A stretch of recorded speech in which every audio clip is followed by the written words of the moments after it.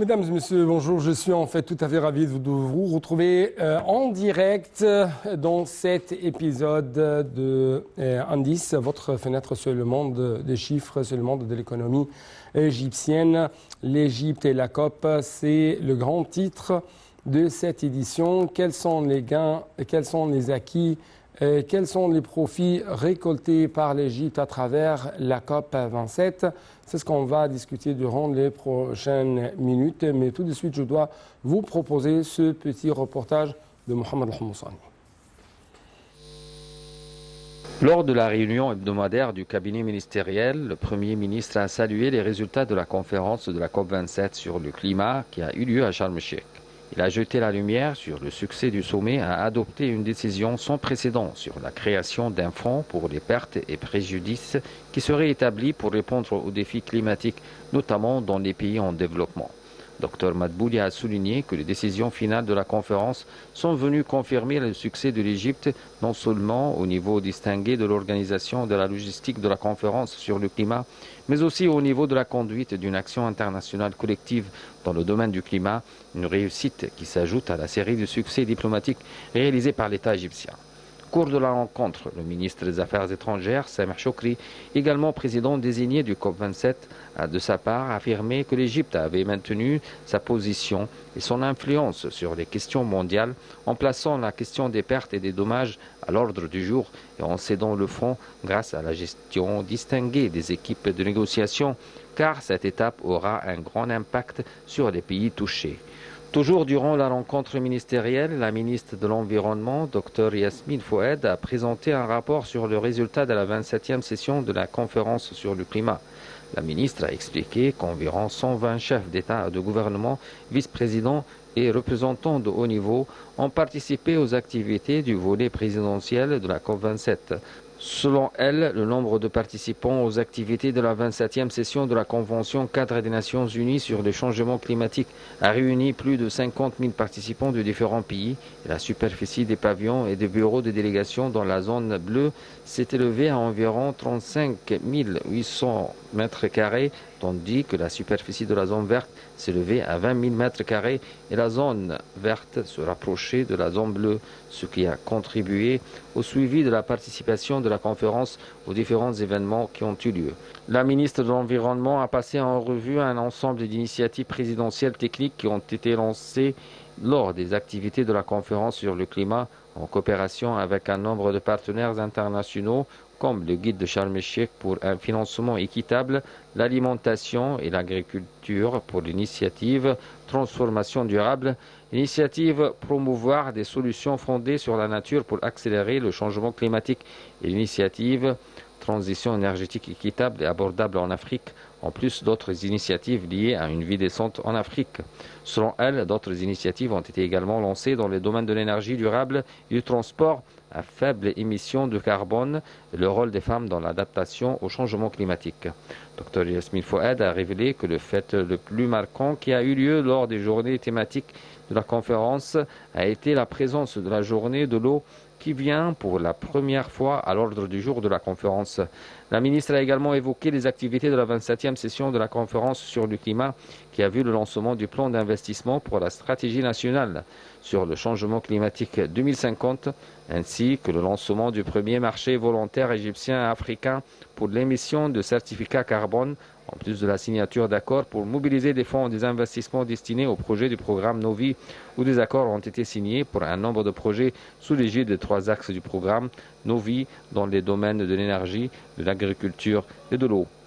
Le ministre a souligné que l'accueil par l'Égypte des activités de la 27e session de la COP reflétait la capacité de l'État égyptien à organiser des événements internationaux de cette envergure. Selon elle, cela a mis en lumière les efforts de l'État dans le traitement du dossier du changement climatique au niveau national et international, ce à travers l'activation de l'initiative africaine pour l'adaptation lancée par le président Abdel Fattah el-Sisi et la réussite dans l'obtention d'un soutien financier fourni par les États-Unis et les pays développés d'une valeur de 150 millions de dollars. Parmi le succès de l'Égypte, c'était l'hébergement d'une unité de gestion de l'initiative au Caire, en plus de 100 millions de dollars pour les pays les moins avancés. La ministre a ajouté qu'au niveau national, la conférence sur le climat COP27 est parvenue à mobiliser des financements pour le programme Novi qui met un lien entre l'énergie, l'alimentation et l'eau.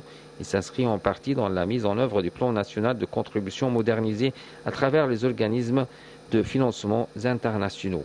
Elle a indiqué que la COP27 a entamé de nouveaux partenariats et investissements au niveau national avec les partenaires au développement du secteur privé dans les projets sur le changement climatique, ce qui permet à l'Égypte d'être un centre régional des énergies nouvelles et renouvelables et d'ouvrir la voie au secteur privé dans le marché volontaire du carbone. Selon la ministre, c'est un point qui permet au secteur privé de travailler dans le dossier du changement climatique et de vendre des certificats carbone.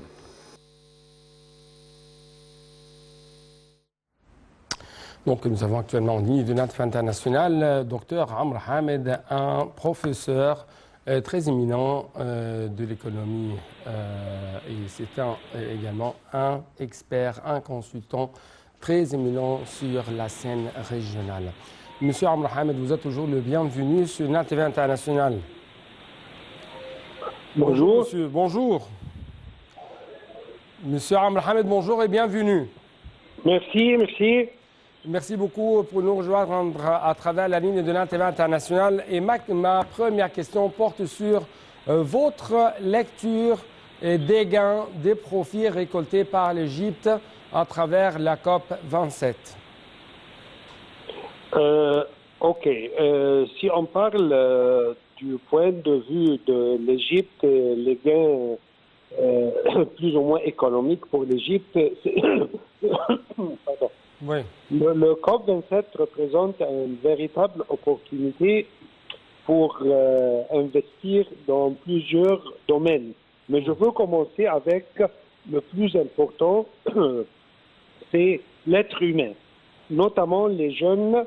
Et ça a été très clair pendant le COP27 par les jeunes qui ont participé aux préparatifs de la conférence même.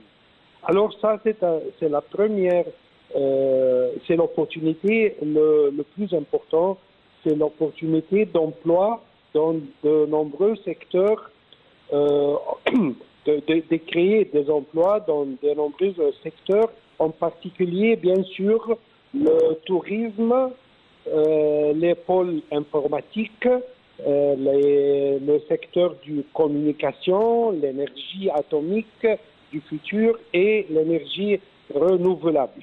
Tous ces secteurs représentent des opportunités de travail pour la jeunesse égyptienne. Et on ne doit pas aussi oublier les opportunités dans le secteur de l'agriculture et l'agro-industrie moderne, les aliments, les engrais. L'important est de savoir comment s'appuyer sur ces succès, sur ces succès spécialement attendus pour développer les deux secteurs, si je peux dire, les deux secteurs clés pour l'Égypte, c'est la santé et l'éducation. Ça, c'est pour commencer. Pour améliorer en plus, l'Égypte a des opportunités. Tout ça, c'est bien sûr relié à la conférence du COP27. Ouais. Mais on a déjà réalisé des opportunités prometteuses en matière d'hydrogène vert et d'énergie renouvelable. Les autorités égyptiennes avaient signé avant la conférence, quelques mois, 2 mois ou 3 mois avant la conférence, notamment au mois d'août de cette année, des accords d'une valeur globale, Monsieur Hani, de plus de 30 milliards de dollars avec des groupes énergétiques étrangers et locaux pour la construction d'unités de production d'hydrogène et pas seulement d'hydrogène, mais aussi d'ammoniac vert. La première usine d'hydrogène vert d'Égypte a été mise en service lors d'un événement organisé pendant la conférence Ouais. Euh, Monsieur Amr, oui, Monsieur ok. Amr, Monsieur Amr Oui. Hamed, permettez-moi de vous poser cette question. On parle quand même que l'Égypte a pu récolter presque 83 milliards de dollars. C'est presque la somme des financements destinés aux investissements dans le secteur énergétique renouvelable, et ça grâce à la COP. On parle de ça. Mais justement, d'après votre remarque, quels sont les éléments essentiels qui ont qui ont pu qualifier l'Égypte à attirer, à obtenir de telles grandes sommes d'investissement qui seront pompées dans son économie? Mais il faut toujours, on ne doit pas oublier que l'Égypte est un pays qui est très important au milieu du monde pour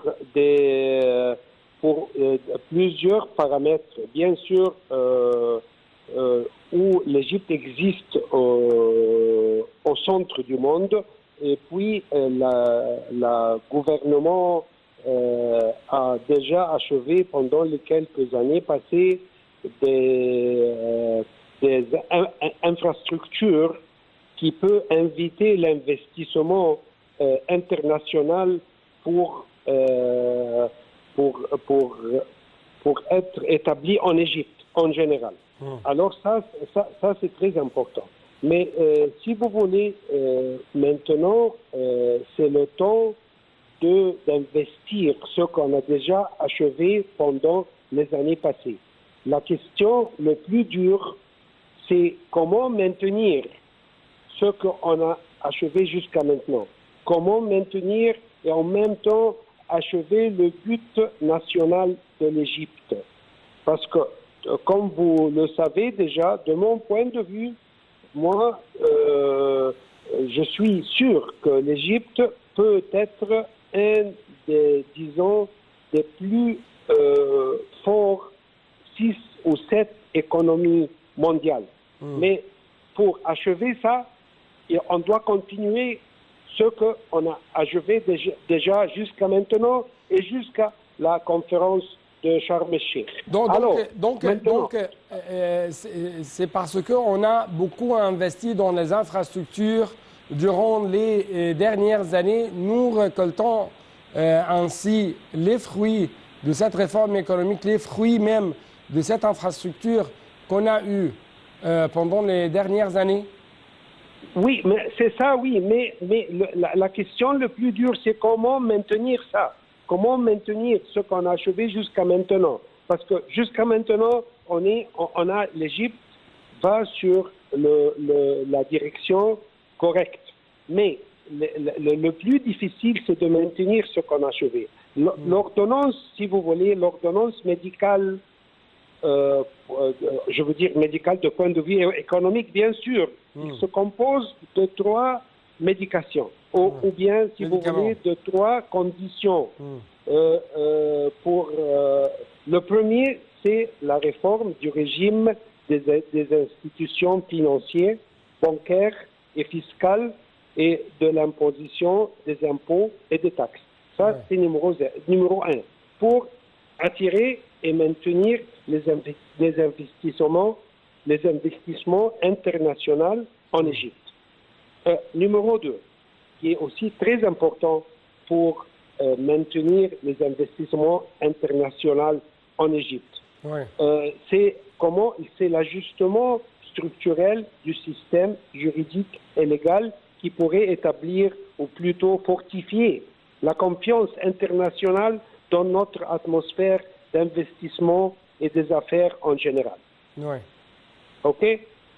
La troisième, c'est la transformation des possessions. Parce qu'on a déjà, le gouvernement a déjà commencé par créer des transformations des possessions des compagnies publiques ou appartenant à l'armée, au secteur privé, au plus important vers la bourse. Alors ça aussi, ça donne plus de confiance dans l'économie ou dans la manière d'attraction des investissements internationaux en Égypte.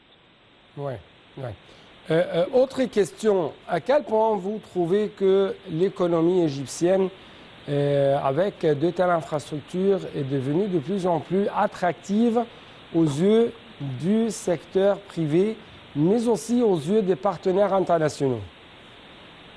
Mais c'est ce que je viens d'expliquer, M. Henny. Maintenant, je vous donnais déjà l'ordonnance médicale qui consiste de ces trois points. Ouais. On doit fortifier. Numéro 1, encore une fois. Mais justement, sur le terrain, on trouve que le secteur privé se précipite et même les partenaires internationaux se précipitent beaucoup pour réserver sa place dans l'économie égyptienne. Donc, vraiment, sur le terrain, nous avons une bonne performance économique et une bonne performance au niveau de l'attraction des investissements étrangers, notamment dans des domaines spécifiques comme l'énergie, par exemple, et l'agriculture. OK. Alors, si le gouvernement va achever ça avec le secteur national égyptien, les étrangers vont suivre. Alors, et on a déjà commencé, ça c'est bon, ça c'est très bon, parce qu'on a déjà commencé spécialement pendant les quelques mois passés seulement.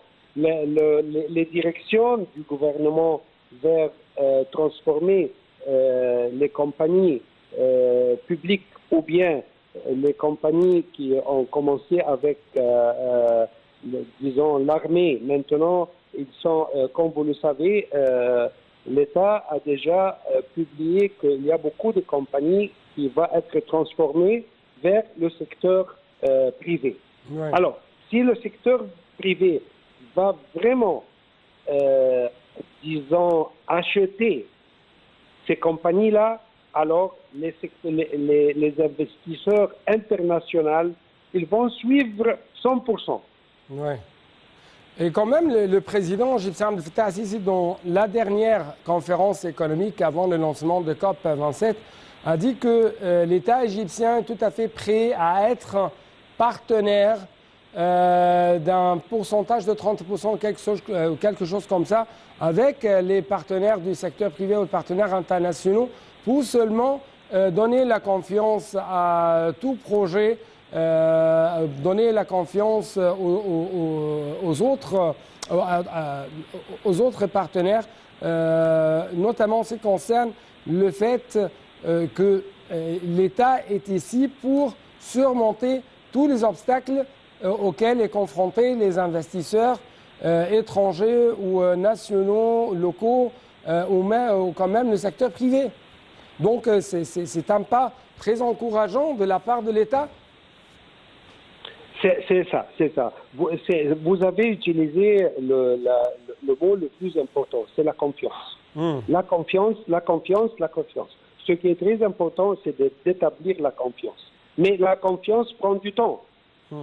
La confiance prend du temps. Jusqu'à maintenant, on a déjà commencé. Ouais. Et il y a déjà des premiers pas vers la confiance. Mais c'est pour cela que je viens de dire ce qui est plus important que la confiance même est de maintenir la confiance. Ouais. Et ça va prendre du temps. Et c'est pour cela aussi qu'il y a des étapes qu'on doit prendre, le gouvernement égyptien doit prendre pour établir et fortifier la confiance pendant les années qui viennent. Parce que, comme je viens de dire, il prend du temps. Alors, ce que aussi les investissements internationaux attendent maintenant de l'Égypte et augmenter en plus en Égypte, je veux dire, le réforme, si vous voulez, politique du système quotidien aussi. Et peut-être vers... parce que la confiance vient avec une vie qui est plus civile.